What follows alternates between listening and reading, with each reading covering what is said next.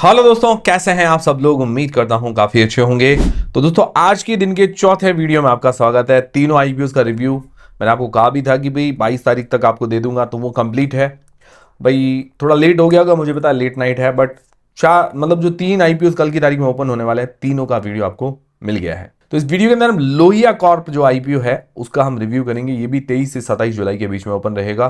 तो सारी चीजें जानेंगे, कंपनी की डिटेल्स, महंगी है, सस्ती है, लॉस के अंदर है, प्रॉफिट के अंदर है, वो सारी चीजें क्लियर करेंगे। अप्लाई करना चाहिए, नहीं करना चाहिए। देखिए, मैं सारी चीज आपके क्लियर करूंगा। डिसीजन आपको अपने रिस्क, अपना एनालिसिस लगा के बनाना है। मेरी तरफ से कोई बाय और सेल का रेकमेंडेशन नहीं होगा। और दोस्तों, टेलीग्राम, व्हाट्सएप सबको ज्वाइन कर लीजिए ताकि छोटा मोटा अपडेट जानकारी मिलती रहे। तो सबसे पहले जीएमपी वगैरह जाने, तो जीएमपी वगैरह इसकी चल रही है लगभग 8% के आसपास। लगभग मान के चले 33 रुपए पर शेयर चल रही है। डिमांड अभी देखा जाए तो ओवरऑल तो कम है, ठीक है। बाकी मैं अपडेट आपको करता रहूंगा, इसीलिए टेलीग्राम, व्हाट्सएप चैनल से जुड़े रही ताकि छोटा मोटा अपडेट जानकारी मिलती रहे। एंकर लिस्ट आज आ जाएगी, बट हम कल की तारीख में आराम से डिस्कस कर लेंगे। फिर दोस्तों, लोहिया कॉर्पोरेशन कंपनी जो काम क्या करती है, तो कंपनी की डिटेल्स जान लेते हैं।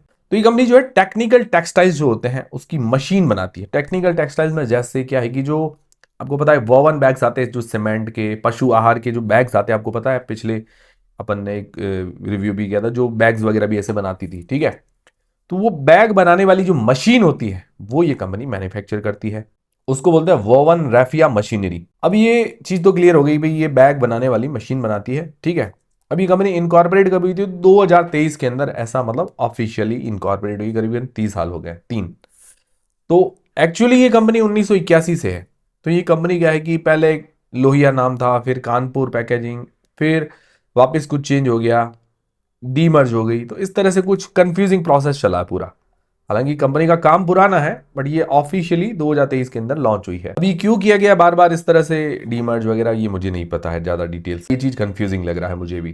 प्रोडक्ट वाइज अगर रेवेन्यू की बात करें, तो जो मशीनरी है, ये वोवन वाली मशीनरी बनाती है, वहां से 88% का रेवेन्यू जनरेट होता है। बाकी स्पेयर पार्ट सर्विसेज से लगभग 12% के आसपास का रेवेन्यू जनरेट होता है। और ये वोवन रैफिया मशीनरी है, 2024 के अनुसार 15.4% का इसका मार्केट शेयर था ग्लोबली, और 2025 में इंडिया के अंदर इसका मार्केट शेयर 40% के आसपास था। मतलब ये ऐसी जो बनाने वाली जो मशीन्स है वो कम भी है कंपनियां, मतलब स्पेशल पर्टिकुलर टाइप की, ठीक है ना। मशीनें तो और कई कंपनियां बनाती है, बट ये जो वोवन रैफिया मशीनरी है वो बहुत कम बनाती है। उसके अंदर मान सकते हैं कि इसका टॉप लीडिंग कंपनीज में इसका नंबर आता है। एक्सपोर्ट से 58% का रेवेन्यू, डोमेस्टिक से लगभग 40% के आसपास का रेवेन्यू जनरेट होता है। ये लगभग लगभग है। ओवरऑल काम देखा जाए तो ठीक ठाक है, ठीक है। ऐसी मशीनरीज देखिए बहुत सारी कंपनियां बनाती है।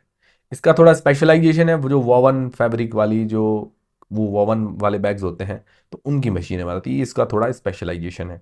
बाकी विशेष स्पेशलाइजेशन ये मशीनें खूब बनाती है। अब इसके फाइनेंशियल्स वगैरह जान लेते हैं। तो देखिए देखिए एक्चुअली अभी ये कंपनी जो इनकॉर्पोरेट हुई है, हालांकि पुरानी है, पर ऑफिशियल कागजों में 2023-24 के आसपास आई है। तो इसके फाइनेंशियल 2025-2026 के दिए हुए हैं, तो 2 साल के ही हैं। एसेट्स के अंदर ग्रोथ है, रेवेन्यू के अंदर भी ग्रोथ है, प्रॉफिट के अंदर ग्रोथ देखने को मिल रही है। मार्जिन 2025 के अंदर 8.5%, 2026 के अंदर 11.13% मार्जिन के अंदर ग्रोथ है।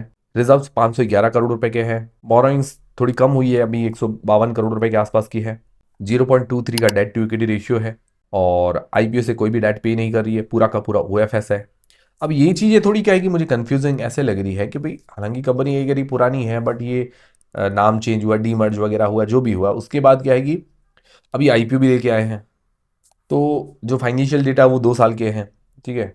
उस हिसाब से लग रहा है कि भाई एक तो डेट भी है, उधारी भी है, और डेट पे क्यों नहीं कर रही है, पूरा ओएफएस क्यों लेके आ रही है, थोड़ा डेट पे कर लेते। तो ये थोड़ी चीज़ें दिमाग में घूमती है, ये जो थोड़ा सा रिस्क डालती है। बाकी आरओई 36% के आसपास है, आरओसी 40% के आसपास है, ठीक है। वैल्यूएशन अगर देखें तो रेवेन्यू वाइज अगर देखा जाए तो ज्यादा छोटी कंपनी नहीं है, ठीक है। पी 23 का है, आदर्श का पी 18 से 134 के बीच में है। पी वाइज ठीक ठीक है, मतलब ज्यादा सस्ती नहीं, ज्यादा महंगी भी नहीं। इसका प्राइस टू बुक 8.6 का निकल कर आता है, जो कि थोड़ा सा हायर साइड में नजर आता है। तो वैल्यूएशन ओके ओके कह सकते हैं, ज्यादा सस्ती भी नहीं है और ज्यादा महंगी भी नहीं है। ये हो गए इसके फाइनेंशियल फंडामेंटल्स, ठीक है। उस हिसाब से देखा जाए तो ओके ओके नजर आते हैं सारी चीजें, ठीक है। क्योंकि अभी 2 साल के ही दिए गए हैं, तो मुझे लगता है 2-3 साल के, 4 साल के आए हैं, थोड़ा हमें वेट करना चाहिए। फिर इस आईपीओ की डिटेल्स लें तो 23 से 27 जुलाई के बीच में आईपीओ ओपन रहेगा। लिस्टिंग डेट है 30 जुलाई को। फेस वैल्यू ₹1 पर आ रहा है। प्राइस बैंड 404 से 425 रुपए के बीच में है। 35 शेयर्स का लॉट है। इश्यू साइज 1102 करोड़ रुपए का पूरा ओएफएस है।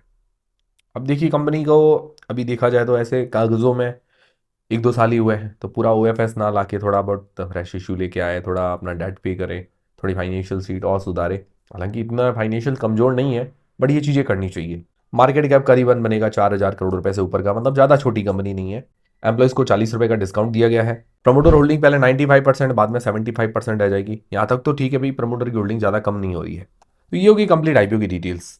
और इसके अंदर रिटेल पोर्शन 10% का है। मेन सवाल ये आता है कि भाई क्या इस IPO में अप्लाई करना चाहिए, नहीं करना चाहिए, करे तो लिस्टिंग गेंस या लॉन्ग टर्म के हिसाब से। तो देखिए, मैं सारी चीज़ें आपकी क्लियर करूंगा। डिसीजन आपको अपनी रिस्क, अपना एनालिसिस लगा के बनाना है। मेरी तरफ से कोई बाय और सेल का रिकमेंडेशन नहीं है। और टेलीग्राम, इंस्टाग्राम, व्हाट्सएप, फेसबुक सबकी लिंक डिस्क्रिप्शन के अंदर है, ज्वाइन करके रख लीजिए। तो लिस्टिंग गेंस के हिसाब से हम जनरली 4 पैरामीटर्स देखते हैं।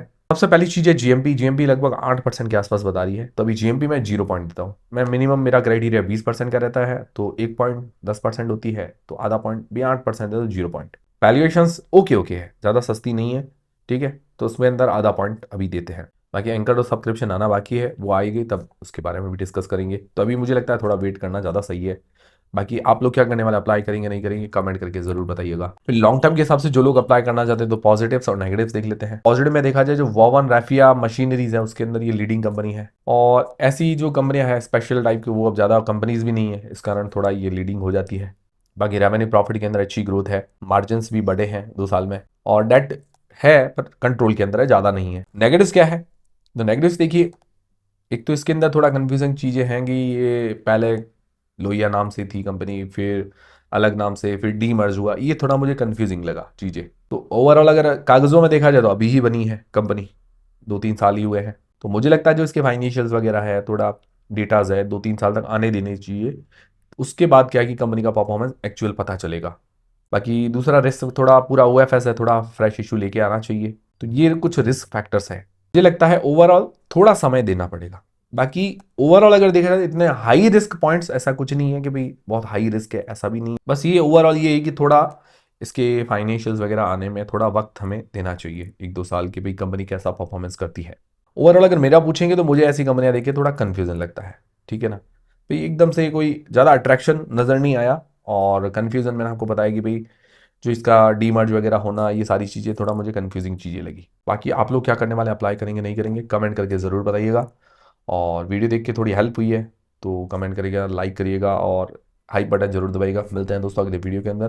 बाकी अपडेट्स मैं आपको प्रोवाइड करवा दूंगा एंकर लिस्ट वगैरह के बारे में, तो हमसे जुड़े रहिए। टेलीग्राम, इंस्टाग्राम, व्हाट्सएप, फेसबुक सबकी लिंक डिस्क्रिप्शन के अंदर है।